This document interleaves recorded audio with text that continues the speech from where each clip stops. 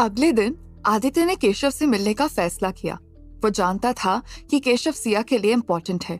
वो उसे उदास देखकर कभी खुश नहीं रह सकेगी। हमेशा उसके मन में ये गिल्ट रहेगा कि केशव आज उसकी वजह से खुश नहीं है, जो कि आदित्य बिल्कुल नहीं चाहता था। वो चाहता था कि सिया उसके साथ खुश रहे, किसी गिल्ट या अफसोस में नहीं। उसके मन में केशव को लेकर भी अच्छी भावना थी। वो नहीं चाहता था कि केशव अपनी पूरी लाइफ घुट घुट कर जिए।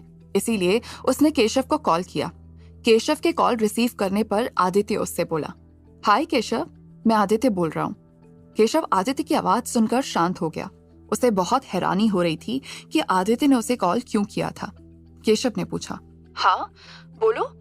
आदित्य बोला, क्या हम आज लंच पर मिल सकते हैं अगर तुम फ्री हो तो? केशव बोला, हाँ क्यों नहीं, मैं फ्री हूँ लंच टाइम में, तुम आ जाओ। आदित्य ये सुनकर खुश हो गया क्योंकि उसे लगा था कि केशव मिलने से मना कर देगा, पर वो तो एक बार में मान गया। आदित्य बोला, ठीक है मिलते हैं फिर लंच में। उसके बाद उसने कॉल काट दिया। दोपहर में आदित्य केशव के होटल पहुंचा। केशव भी उसी का इंतजार कर रहा था। वो आदित्य को लेकर अपने प्राइवेट रूम में गया। आदित्य केशव को ध्यान से देख रहा था। वो थका हुआ सा लग रहा था। उसके चेहरे पर खुशी और मुस्कान नहीं थी जो पहले हुआ करती थी। उसे ऐसा देखकर आदित्य को थोड़ा बुरा लगा। केशव ने लंच ऑर्डर किया और फिर आदित्य के पास बैठते हुए बोला, बोलो क्यों मिलना चाहते थे तुम मुझसे? आदित्य ने केशव के सवाल को इग्नोर करके उससे पूछा, क्या तुमने एंगेजमेंट कर ली? केशव उसकी बात सुनकर मुस्कुराते हुए बोला, क्यों, तुम शादी कर सकते हो और मैं एंगेजमेंट भी नहीं कर सकता? आदित्य ने कहा, हाँ तुम बिल्कुल कर सकते हो एंगेजमेंट और शादी भी। ये तुम्हारी लाइफ है और तुम्हें पूरा हक है अपने हिसाब से डिसीजन लेने का। लेकिन क्या तुम्हें लगता है कि तुमने एंगेजमेंट का फैसला इतनी जल्दबाजी में लेकर सही फैसला किया? तुम तो उस लड़की को जानते भी नहीं हो सही से। केशव फीकी मुस्कान के साथ बोला, ओह तो तुम मुझे ज्ञान देने आए हो क्योंकि सिया तुम्हारे साथ है अब? आदित्य बोला, नहीं मैं तुम्हें कोई ज्ञान देने नहीं आया हूँ, मैं बस सिया के लिए यहाँ पर आया हूँ। तुम तो उसे छोड़कर होटल के अंदर चले गए, पर उसके बाद तुमने सिया की हालत नहीं देखी। वो बहुत गिल्ट में है। उसे लगता है कि उसने तुम्हारे साथ गलत किया है। सिया ने तुमसे शादी के लिए हाँ नहीं कहा क्योंकि वो तुमसे प्यार नहीं करती, और जिससे प्यार नहीं उससे शादी करके वो अपने साथ भी गलत नहीं होने दे सकती थी, और तुम्हारे साथ भी।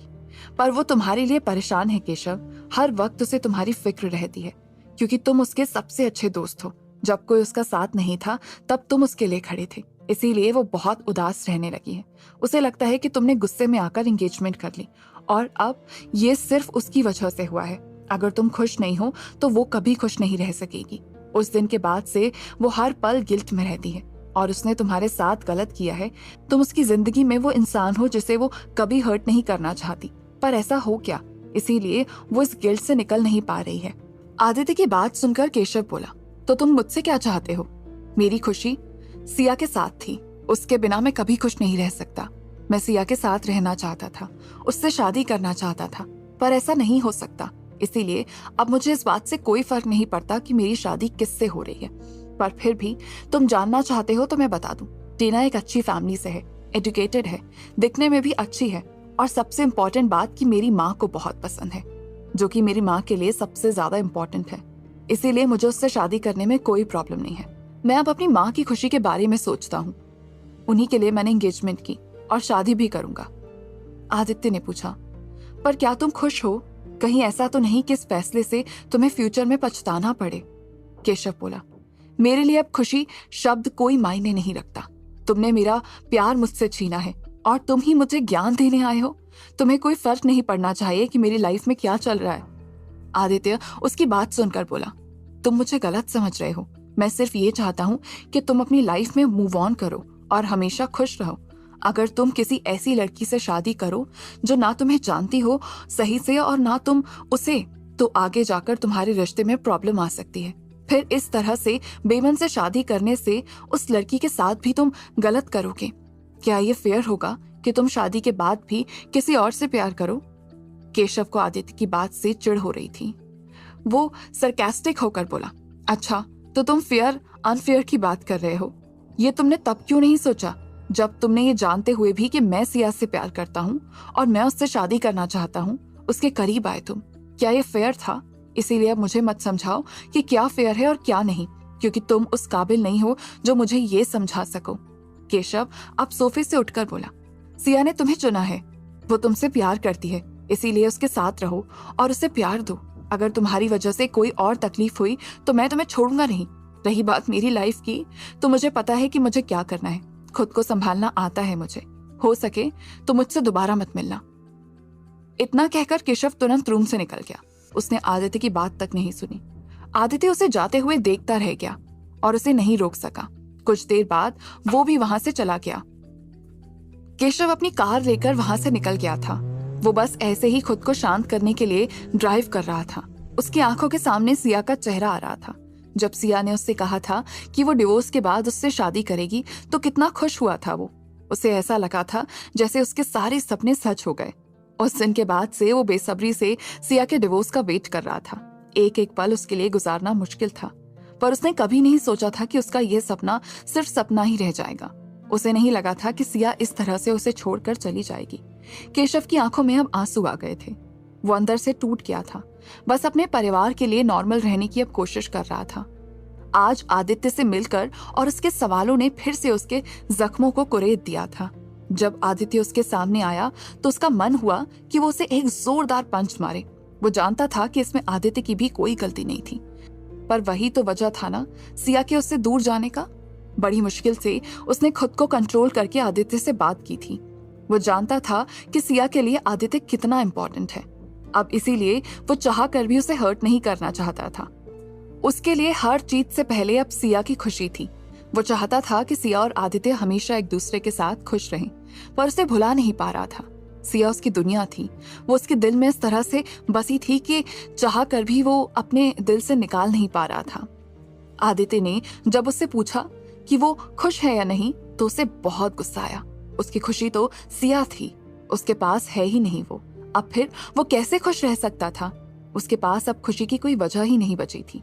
बचपन से जिसे उसने अपने दिल में जगह दी थी वो शख्स उससे दूर हो गया था। फिर कैसे वो खुश हो सकता था? आदित्य को देखकर उसे यही बात याद आती थी कि उसके सामने वो इंसान है जिससे सिया प्यार करती है, और ये बात उसके दिल में बहुत चुभती थी। केशव का फोन काफी देर से बज रहा था, पर वो रिसीव नहीं कर रहा था। लेकिन जब फोन बजना बंद नहीं हुआ तो उसने कॉल रिसीव किया। कॉल उसकी माँ का था। वो बोली, केशव, मैं होटल में तुम्हारा इंतजार कर रही हूँ, तुम जल्दी आ जाओ, मुझे कुछ इम्पोर्टेंट बात करनी है तुमसे। केशव ने उनकी बात सुनी और फिर कॉल कट करके वापस होटल की तरफ चला गया। भले ही वो जिस भी कंडीशन में हो, पर वो अपने पेरेंट्स को हर्ट नहीं करना चाहता था। थोड़ी देर में केशव होटल पहुंच गया। उसने देखा उसकी माँ बाहर ही उसका इंतजार कर रही थी। वो केशव का हाथ पकड़कर जल्दी से अंदर की तरफ बढ़ गई। केशव ने भी अभी कुछ नहीं पूछा। रूम में पहुंचने पर उसने देखा कि टीना अपने पेरेंट्स के साथ बैठी है और उसके पापा भी वहां पर हैं। वो इतने दिन से शहर के बाहर थे और आज ही लौटे थे। केशव आगे बढ़कर सबसे मिला और फिर बैठ गया। टीना मुस्कुराते हुए उसे देख रही थी, पर केशव का ध्यान उस पर बिल्कुल भी नहीं था। ये देखकर वो चिढ़ गई, पर सबके वहां होने की वजह से वो कुछ नहीं बोली। केशव की माँ भी केशव के पास आकर बैठ गई और बोली, केशव, मैंने आज टीना और उसके पेरेंट्स को शादी की डेट फाइनल करने के लिए बुलाया है। टीना के डैड मिस्टर लूथरा बोले, बेटा, मैं जानता हूँ कि तुम अपने काम की वजह से काफी व्यस्त रहते हो, पर मुझे लगता है कि तुम्हें शादी को लेकर सोचना चाहिए। काम तो हमेशा ही चलता रहता है। हमने महीने के आखिरी में एक तारीख पक्की की है। अगर तुम कहो तो हम लोग वो डेट फाइनल कर देते हैं। केशव के पापा और बाकी सब लोग इस बात से सहमत थे। केशव बोला, आप लोगों को जैसा ठीक लगे करिए, मुझे कोई दिक्कत नहीं है। केशव को अब किसी बात से कोई फर्क नहीं पड़ता था, क्योंकि सिया तो उसकी लाइफ में आने वाली नहीं थी। इसीलिए वो अब बस अपने पेरेंट्स की खुशी के लिए सब करना चाहता था। केशव के जवाब से रेणुका जी समझ गई थी कि केशव को शादी में कोई इंटरेस्ट नहीं है। उसके मन में अभी भी सिया है, पर वो नहीं चाहती थी कि केशव इस तरह से शादी करे। वो उसे खुश देखना चाहती थी। इसके लिए उसे कुछ समय देना जरूरी था। इसीलिए वो मिसेस लूथरा से बोली, मुझे लगता है कि ये महीने तो तैयारी में ही बीत जाएगा, इसीलिए हमें अगले महीने की कोई डेट रखनी चाहिए, अगर आप सहमत हो तो। मिसेस लूथरा को भी इस बात से कोई दिक्कत नहीं थी और वो बोली, आप सही कह रही हैं। अगर इसी महीने की डेट रखेंगे तो जल्दबाजी के चक्कर में अच्छे से नहीं हो पाएगा सब, इसीलिए अगले महीने की डेट ही सही रहेगी। बाकी लोग भी इस तरह से बात से सहमत हो गए और सबने कल से शॉपिंग करने का प्लान बनाया, पर केशव उन सबकी बात पर बिल्कुल भी ध्यान नहीं दे रहा था। उसे देखकर ऐसा लग रहा था जैसे वो बस शरीर से यहाँ आया है, मन से नहीं। उसकी आंखों में दर्द साफ झलक रहा था। पर उसके दर्द का इलाज किसी के पास नहीं था। पूरी जिंदगी शायद वो सिया के बिना इसी तरह से रहने वाला था। उसे देखकर ऐसा लग रहा था जैसे वो बेजान सा हो गया है। क्या हो जाएगी टीना और केशव की शादी, या केशव की जिंदगी में होगी दस्तक खुशियों की? जानने के लिए सुनिए अगला एपिसोड सिर्फ पॉकेट एफएम पर।